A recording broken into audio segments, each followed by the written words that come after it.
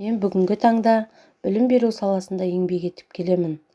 Алдымдағы шәкірттерге зер сала қараймын да ойланамын. Алға үлкен үмітпен талпынған. Олардың алдында менің де ұстаз ретінде үлкен жауапкершілігім бар деп пайымдаймын. Сондықтан менің өзіме қояр талабым, алдыма қойған мақсатым жоғары болуы тиіс. Мен оқытудың жаңа әдіс-тәсілдерін тиімді қолдансам, білім саласының артуына, оқушының жан-жақты дамуына әсерін тигізетіні сөзсіз. Оқушыларға жаңа ақпарат берген кезде оқушы оны меңгере ала ма? Оқушы жаңа ақпаратты жаттап түсінгеннің өзінде олардың естерінде қала ма? Міне осы сұрақтарға ойлана келе, өзімнің жасаған идеяларыммен бөліскім келді. Қызықты жарнама әдісі. Бұл әдіс оқушылардың сабаққа деген қызығушылығын, ынтасын арттырады. Үзіліс кезінде бүгінгі өтетін тақырыпты, ондағы қызықты оқиғаларды, суреттерді плакатқа немесе тақтаға әдемілеп жарнамалап қойыңыз.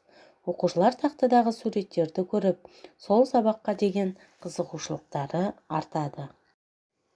Ғажайып сынып әдісі. Сыныпты сіз оқитын ортаға айналдырыңыз. Сынып ертегілерді үйреніп жатқанда, сыныпты ертегілер әлеміне айналдырыңыз. Жануарлар мен өсімдіктер туралы тақырып өтіп жатсаңыз, сыныбыңызды жануарлар мен өсімдіктерге толы ортаға айналдырыңыз.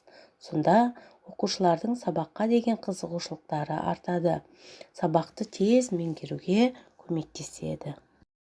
Көрнекі белгілер.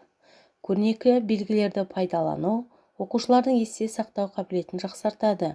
Бұл әдіс, егер оқушы үйге берілген тапсырманы ұмытып қалса, немесе сабаққа дайын болмай келген жағдайда өте тиімді.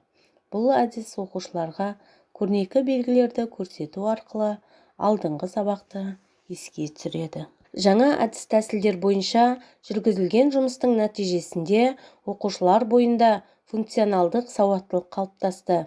Сабаққа қызығушылықтары артты.